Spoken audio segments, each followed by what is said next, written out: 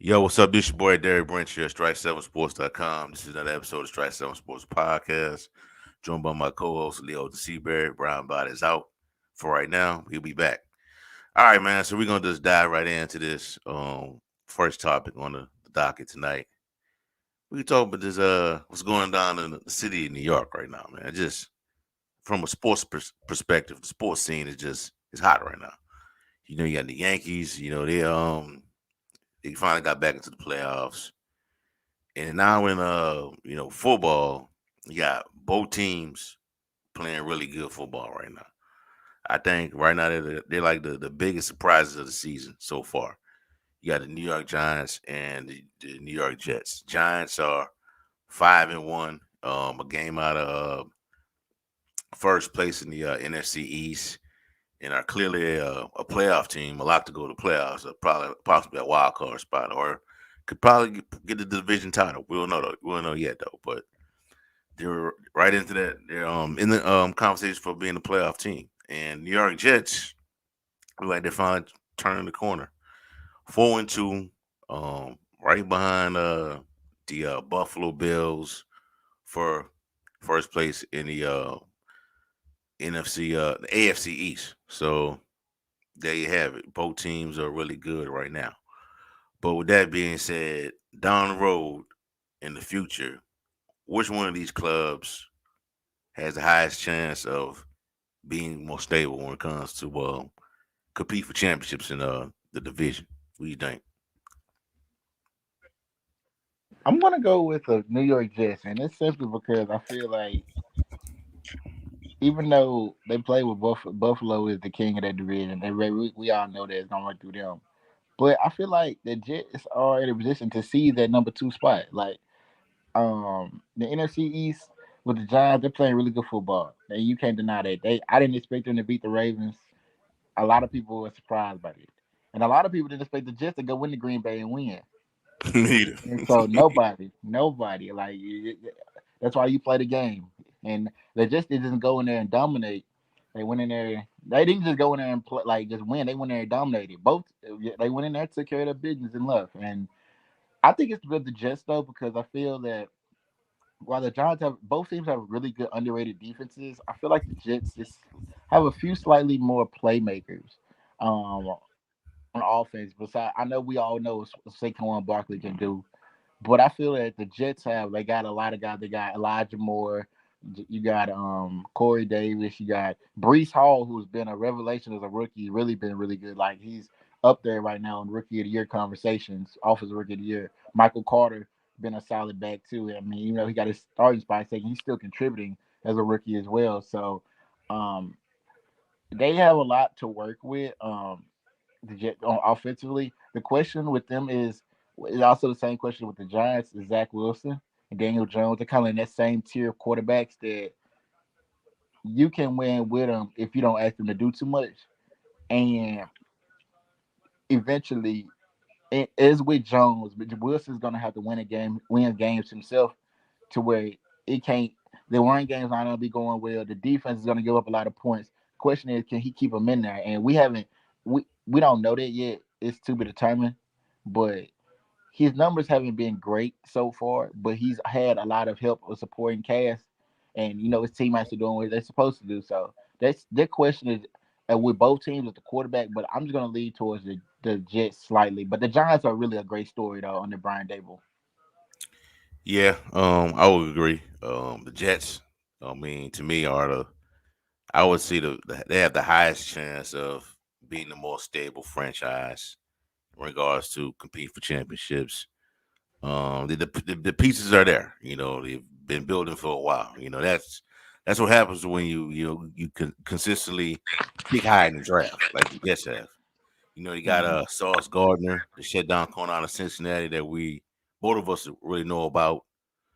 You got a Quentin Williams, the rookie, not a rookie, but the guy out of Alabama, Brees Hall, the running back, Michael Carter, Garrett Wilson out of Ohio State. So they got a lot of pieces to contend, man. But you're right though. One of these games, they got Zach Wilson is gonna have to win it for the For Jets. sure. Same with Dame Jones. I thought maybe Brian Dable could like make him into a version of Josh Allen, turn him into that. That's still yet to be determined. We know how it is sometimes with quarterbacks, they're working with new systems, but they've been winning games so far. They beat the Baltimore Ravens this week. They beat Green Bay last week. Beat Pull up the upset in Tennessee in week one. So it's been a pretty good season so far, man. I'm shocked. I don't think that they're that far away from being really good, but looking forward to that game when they play the Giant the Cow not the Cowboys, the Eagles. They give Dallas a good game, but Cowboys pulled away in the end. So we'll just got to see. I want to ask you this too, though, in regards to the Giants' 5-1 start. Do you think they're overachieving so far right now? Nah, I wouldn't say they're overachieving because I think they can be it can be sustained. Um, I would say overachievement would be if they were winning, but it's not. They have a formula, and I wouldn't say it's overachieving. I would just say Brian Dable is getting the best out of what he are. Like, not saying that this team is nobody's gonna say this team is a Super Bowl contender team. But I knew the Giants was going to like when I saw their formula at the Cup games, I knew they could be competitive. But nobody, I never pictured this. I don't think they overachieving. Now I think this team, if they 5-1 right now, they could win 10 games. Like, cause I know DB, we were talking about I asked you, did you think that if they well, cause I said something about the Giants, they were like 3-1, and I was like, what y'all would think? What y'all got to do? He said, I think you said for them to take you seriously, they need to be at least 5-2 by their first seven. So they 5-1 right now, so they could win 10 games, and they schedule not that going forward is not that hard. Yeah, So they have a shot that they could win 10 games. And keep in mind, Daniel Jones a free agent after this year, so he if he keeps playing well, leading his team to win, he'll have a big reason for he'll have a way to get some more money from the Giants. 'Cause I don't think at this point, I don't think he's not losing them games, so I don't think they're gonna get rid of him. I mean, they're gonna tag him, man. At most, tag him. See how he does next year. But that means you're gonna pay him like how much? A lot. Man, I would just get a short term deal. Give him 3 years, 60 million. give him a Dak deal. Yeah, just give him 3 years. Yeah, just give him A that lot of because money. yeah, but because I wouldn't want to pay Daniel Jones 30+ million a season, and I'm not gonna franchise tag because I don't think he's up there with a guy like to where I got but I don't want to lose him because he's not losing. I can't. He's becoming a lesser Jimmy Garoppolo. So you think they're This year. losing, they're winning in spite of him and not No, because of him? no, I wouldn't say that because while he's not doing the most with his arm, his dimension, his running ability is really good. I say he's a top 5 running quarterback in the like. I'm talking about in terms of mobile quarterbacks in the league. He can really move like. And it's very underrated. Like he's up there with the Josh Allen's, and it comes. I wouldn't say Yeah, Lamar, but like a Josh Allen, Mahomes. He's up there with those guys when it comes to running and mobility and extending plays. yeah, He's he up could do there, it. and that's underrated. And I think that you know let's see how this end of this season goes. And they did a good. He betted on himself because when they declined his 5th year option, everybody thought this was gonna be his last year. But when you have, I guess he's one of those guys that some guys DB play better when there's no expectations of them to do good. So maybe he's that guy. Yeah, that might be it, but we'll see, man. It's good start so far for both teams, man. You never know, man. I guess I'm more to show that the fans up there feeling pretty excited right now with both Mm-hmm. teams playing pretty well. So we'll see. All right, moving right along, man. Next, we're gonna talk about on the top on the docket is Russell Wilson, man, and the struggles continue, man. Last week we saw it with against the Indianapolis Colts on Thursday Night Football. And this week again, with the Denver Broncos, man, they just, despite the personnel that they have, they're struggling to move the football. They just can't get on the same page, man. And you hearing all these theories of what is going on in Denver. People saying that he's on too many commercials. He was wasn't a good teammate in Seattle. A little bit of this, a little bit of that. I just want to ask you, man. What do you think is driving these issues in Denver right now, in regards to Russell Wilson? I feel that like the reason the issues is the lack of chemistry. Like I know that they've been together now 6 games. They had a whole summer camp training and all that, but I don't think he was there at the beginning of the summer. Like he got traded. This was like a trade made. It wasn't made like right before the season started because I mean they had time together, but these guys have been together for a short amount of time, and also I think it's the combination of Daniel Hackett being a first year head coach. Like they going through the ups and downs of it. And while this is a team that's built to win first, we seen that defense that looked real good yesterday against the Chargers. Hmm. And but there's no excuse for the team not to be successful with the offensive piece they have. We got Cortland Sutton, Jerry Judy, well, J- Cortland Sutton, Jerry Judy. You got a few other playmakers, but you lost your starting running back too. Losing Javante Williams hurt too, because that's a up and coming young running back, and Melvin Gordon is just simply washed at this point. You think Like so? he's fizzled out. Like Latavius Murray came in and looked fresher than he did yesterday, and Mike Boone looked even better a little bit. I just yeah they Gordon. I wouldn't be surprised if they let him go after this year. And I like Yeah. Melvin Gordon, but he just isn't that guy. It's just the combination of bad offense and then asking their defense to keep them in every game. It's just not realistic, and it's going to eventually bend. And even though the Broncos defense, like we said, is already great, it's a great defense, but you have to supplement yourself with good offense. And they also are playing some another point. They play some really good defenses. Like they played their Yeah. coast defense. Their coast defense is not bad. That the Broncos defense, not Broncos, Charge defense isn't bad. It's not world beaters, but they're not bad. And they play some other teams. I mean, that just didn't give them what they thought they were gonna get. So they just I think they play the Jets this week coming up. So that'll be a big game for them to get back on track. They need to win that game because if they Yeah. drop to 2-5, it'll be tough to get up out there. Yeah. I think that's the issue, man.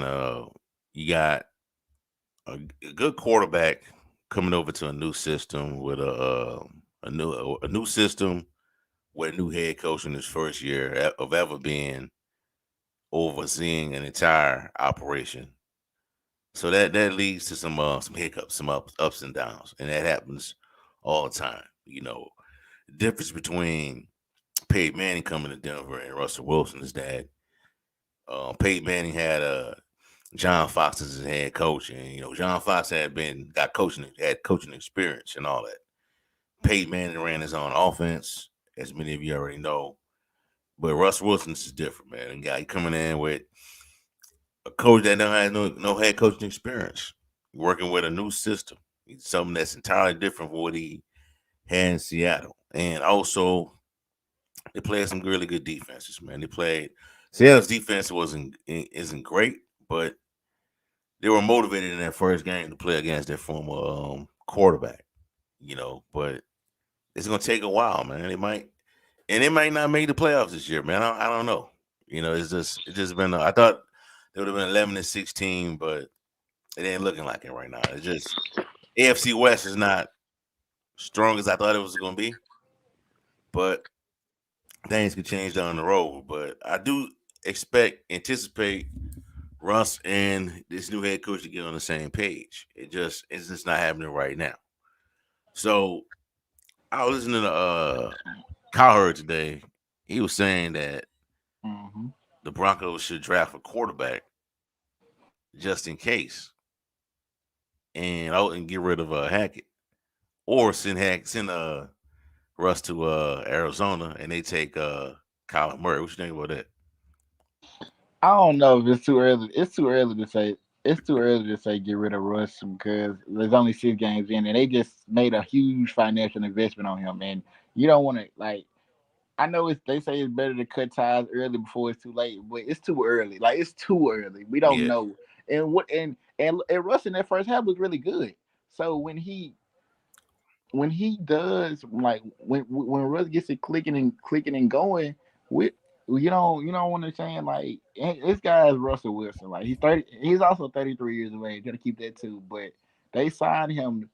they signed him to be that guy. So I mean, I hope he comes through. I really do. Yeah. I just don't think that this dude just done fell off the cliff already at Nah, 33. nah, Quarterback with that resume, and he's worked with less talent in the past before DK Metcalf and Tyler Lockett got there. He's worked with less talent and had success. for sure. So I don't think I don't think he's regressed already. I just think he may have to go in a different direction in regards to the head coach. Hackett may be in over his head. And I think listening to think Marcus Spears today of ESPN on Mhm. I think it was Get Up, and he was saying that just because a offensive coach, a coordinator, did hang around was hanging around one of the greatest quarterbacks ever, don't make him a guru, don't make him a good head coach. So that may be the case as well, man. Hackett just might be a good coordinator instead of a head coach. So I just think at the minimum, move up the head coach, not the quarterback, man. Don't that's just crazy, man. Because you send him to Arizona, you may make them better. Yeah, but I just Kyle don't feel like. Murray go ahead. Go ahead. I just don't feel like moving off Hackett is just the answer yet. Like, I think a coach should get at least 3 seasons. Me and my dad was discussing too. Coach should get at least 3 seasons, at least, because we don't know. Like you don't know. Like Zach Taylor looked like a bomb of a head coach, like a horrible head coach, and two in the seasons. Like, but his third was great. Obviously, he went to the Super Bowl. So like, you can't really know until I'd say 3 years. Three That's years. it. 3 years is long isn't enough. Like, but because Big Banjo got 3 years, so let's think about it. If his predecessor got 3 years, why should he get fired after one? Right. I'm just Who got saying. 3 years? Yeah, Banjo got 3 years. Vic Banjo. Yeah. Yeah, he's eventually did get 3 years Yeah, with the same issues. Quarterback. literally. Yeah,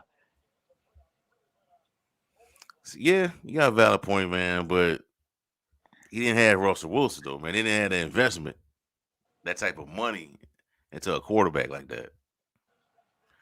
But I'll keep Russell Wilson, man. I would move up the head coach, man, if he's that bad, bro. If the offense is not moving by the midway point of the season, I think you got to move Hackett, man, and see what's out there. mid season.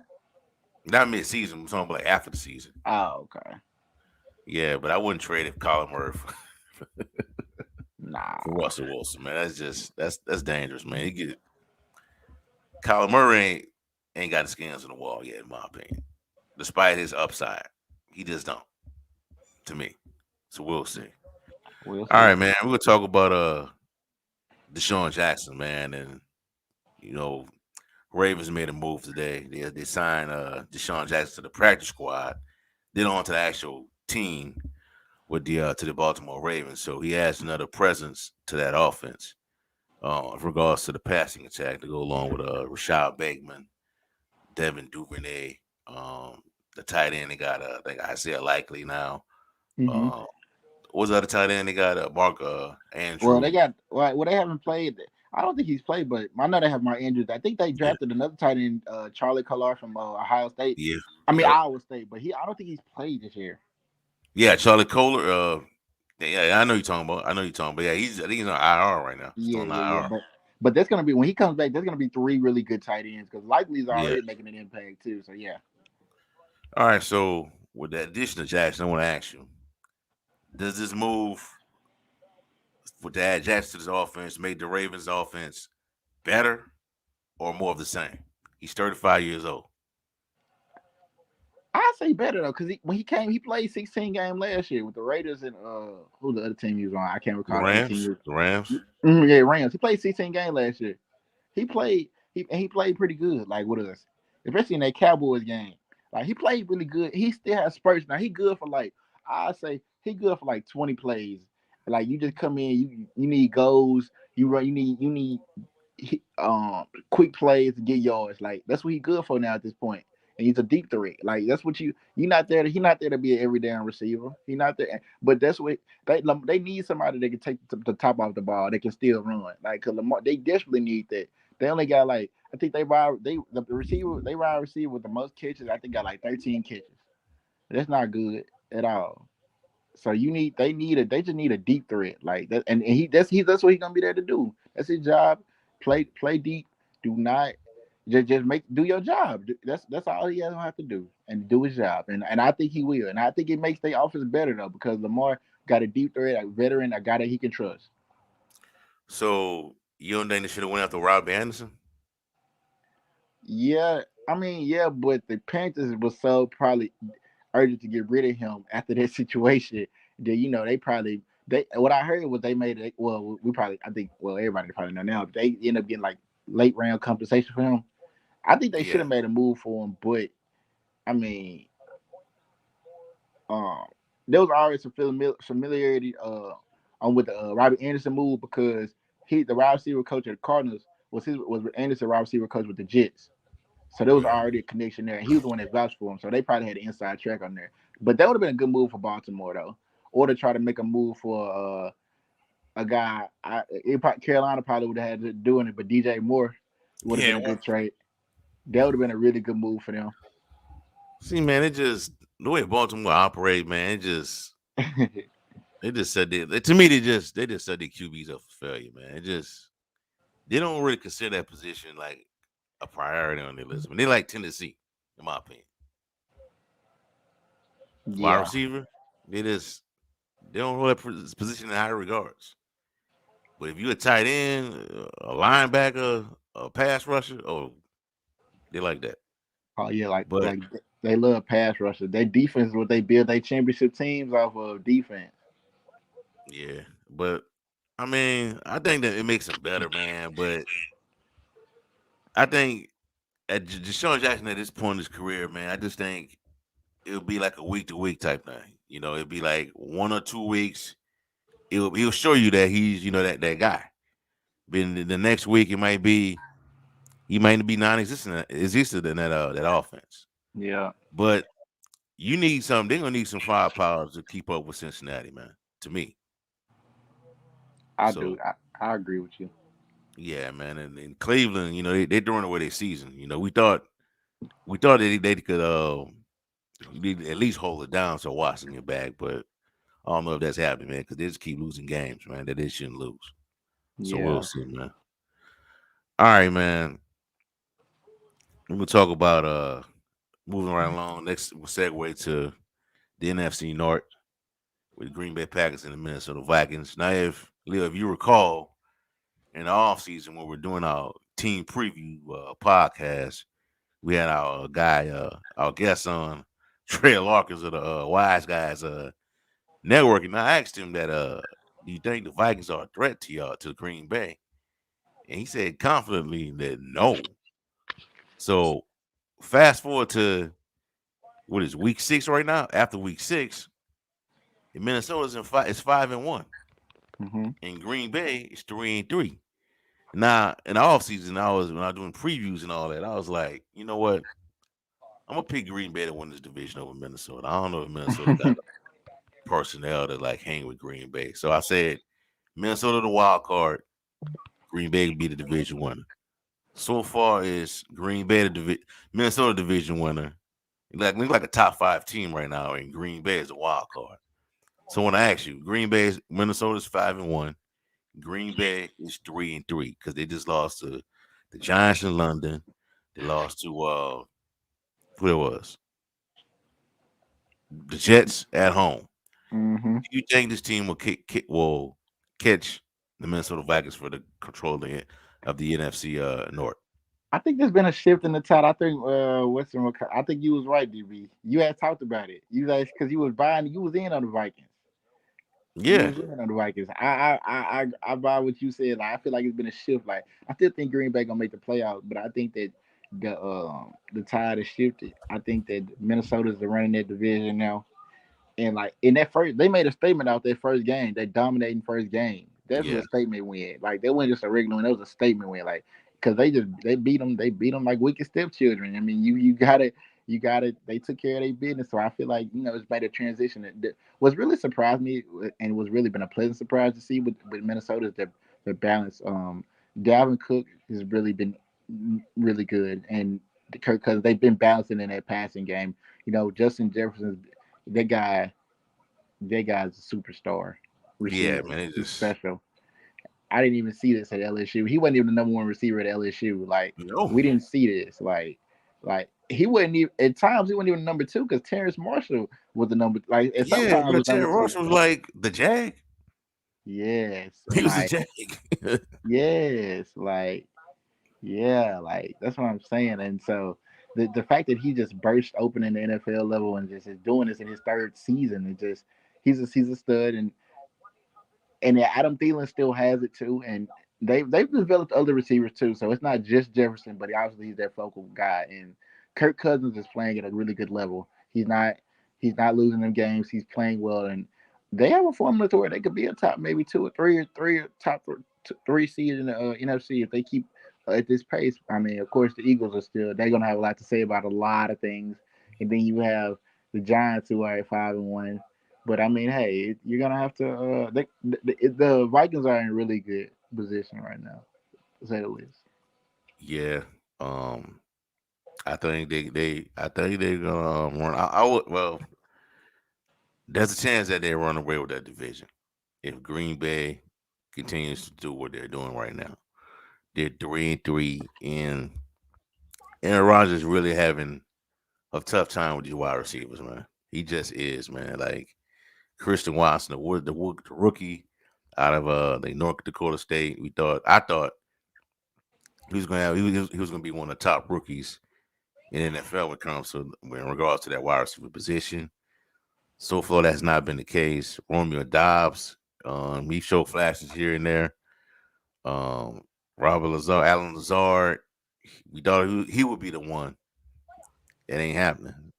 Cobb out.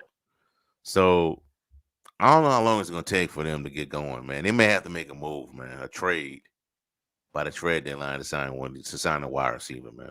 To get a wide receiver over to their team because I think if this continues and they make the playoffs because of their defense and they're running the football, I think there's a chance Green Bay might go home early, man, in the playoffs if this Yeah, happens. and yeah, it could happen, but I just feel that when you got Aaron Rodgers though, you can't ever count nothing out. Like Aaron Rodgers is that dude. Like he got won two straight MVPs. He's not playing like the same level he is from past years, Oh but yeah, it's also because that supporting cat like Aaron Jones ain't been the same. AJ Dillon, these guys like everybody having a down year offensively. Their defense is still actually straight, but they need to just get everything offensively going, DB. That's their problem. Like if they can get some offense going, because like when they beat the Buccaneers, like they had a really that was dominant defensive performance. But you yeah, can't you can't can't always rise to that's not a the defense is great, but Aaron Rodgers got to be Aaron Rodgers, and I feel like you said if he not Aaron Rodgers, they could easily go home early, and I do mean early, like you said. yeah, because the chances are you as a wild card, Hmm. you'll start off on the road and you may go to a place like Minnesota. You might go back to Minnesota for a rematch. You could go to a place like a shoot. Who was what else is out there? The metal. Well, not New York, but Tampa. You may play them again if they win their division. You go to a place like San Francisco or shoot the way the NFC West is looking. Seattle might get it. You know what I'm saying? So, and that's a hostile environment by itself. When Seattle's really was winning. Yeah, So they gotta get things together, man. And Seattle can score points, man. That's people, including myself, thought Seattle would be like one of the worst teams in the league, man. You know, so you just gotta get things together, man. All right, man. Last thing I want to talk about tonight, man, and that bombshell that I wasn't expecting from city of Memphis, a local area, and there's Amir Strickland putting in his requests that these venues get built up. They'll get built and it renovated the Liberty Bowl, the FedEx Arena, FedEx Forum, and the idea proposed soccer soccer stadium built by the on the ground of the Mid-South Coliseum, and also an upgrade to the AutoZone Park downtown. So out of these, the four venues that they want to build, which ones do you think make it? Is going to go get passed? Probably the soccer one, the one that we probably least need. You think so?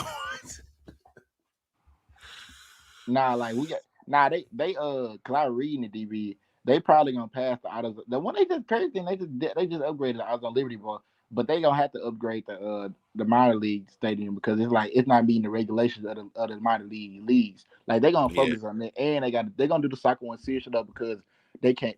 Because Mayor Strickland said it's just possible. It's not possible for them to cohabit anymore. The what? So it's not possible for them to because you know the soccer team and the baseball and the minor league team they play in Yeah. the same stadium. Right. So it's not like the league regulations like to where like the fields have to be a certain way. Like he was saying that it's not going to be possible for them to play in the same stadium anymore. So by default, the 901 team not going nowhere. So they gonna have to get a new stadium. So that's what I was saying by default. Right. They're gonna have to do a facelift of the AutoZone of the AutoZone Park. And even though it just got an upgrade, but hey, I guess gonna have to give it another one. Football is gonna fall last because I don't think they upgrading the football stadium. Like no, like I think they want to. It's a great idea, and like Mayor Strickland, you pushing this because Nashville got it. Nashville wouldn't spend the money. You not willing to spend the money. And you say you willing to spend the money, but come on, how many times have we heard about upgrade this, upgrade that? You just had they were supposed to just get some new upgrades, and we seen. I'm getting excited about what the new Simmons Bank Liberty Stadium is gonna look like, right? And then I see that them renovations ain't even began yet. So I told you I that. huh I told you that though. I think I'm getting all yeah you said it, but I'm getting all excited and stuff, thinking okay we're gonna have a new stadium and all that, but that was all for nothing. That's just to get people excited. Yeah. Well, I read in the article I read from the CA, the commercial appeal, they were saying that I heard a quote where they say Strickland and Bill Lee have been talking about it for a while about those renovations, and he was, I mean, to look like they're on the same page right now, but that could change when they actually, time to sign the paper. You know what I'm saying? But Mhm. I think the Liberty Bowl eventually gets upgraded, man. I think it has. I think it should get upgraded because outside of Memphis playing not playing there, that's a site for a bowl game. You know what I'm saying? For like a historic bowl game. Yeah. It's not it's not a New Year's Six bowl, but it's a historic bowl game that has been played there for years. You know what I'm saying? And you got fan bases from Power Five programs that come to that stadium. You know what I'm saying? So it Yep. will be nice for them to upgrade the stadium, man. If anything. But like I said it on Twitter as well. But I think Memphis should have their own stadium, man. For real. Yes. But I think FedEx Forum gets upgraded because the Grizzlies is the state of Tennessee's only basketball team right now. So for Bill Lee, he's running back. He's running for another term, right? Mm-hmm. Do you want your only basketball team in your state, professional NBA basketball team, to leave? You know what I'm No. saying? No. So I think that gets upgraded. I don't know about the soccer. I mean, well, it's gonna be interesting to see how this all gonna play out, man. Because I wasn't expecting this today. I really wasn't. What do you think? I wasn't expecting it either, but it's about time. Like it's how you gotta say it. It's about time. Like, cause we've been playing like the FedEx form is really outdated. If we keep it in the book, they Hmm. be adding little stuff to it, but you can't add new stuff to old bleak. Like Yeah, like you got you don't do so much, man. yeah like It's not like a dome or an NFL stadium. You gonna do so much to that place. I seen it. and and they have the second richest owner in the NBA. Robert Perry is the second. The Grizzlies have the second richest owner in the NBA. So money is not an issue with them getting an upgrade. Like it's Yeah, not. It's not. Like they could tear that thing down and build another one, but they not because they team gotta have somewhere to play until then. So yeah, they, I think it's just no area that we could think of really. They could just build a whole new Tiger, like a new stadium, like what? Because without telling people to, without having to pay people to tear down their houses to build it. I mean, you could build it like Collierville or something, but that would make a lot of people mad. Yeah, because That make a lot of people mad. and you only gonna get like you only gonna get a certain. I mean, people gonna go to Grizzly games because the team's good now, Yeah, but you only gonna get a. That would make certain people of certain ethnicities mad yeah, because you not making it accessible to the. They already it's already stereotypes and stuff about us and certain. I'll just say certain people of different colors in different areas of the town. So they're just yeah, gonna feed into that stereotype. So, but it would be more convenient, honestly, though. Like it would be, I think it'd look better if they had it in like a court, if in a Carvey or even it's Gasp Arlington. yeah. But you just what plot of land you gonna use? Right. So it is best to upgrade the arena they have now. Man, ain't nothing wrong with doing it. I mean, a lot of teams do it. I think the Pelicans trying to do it.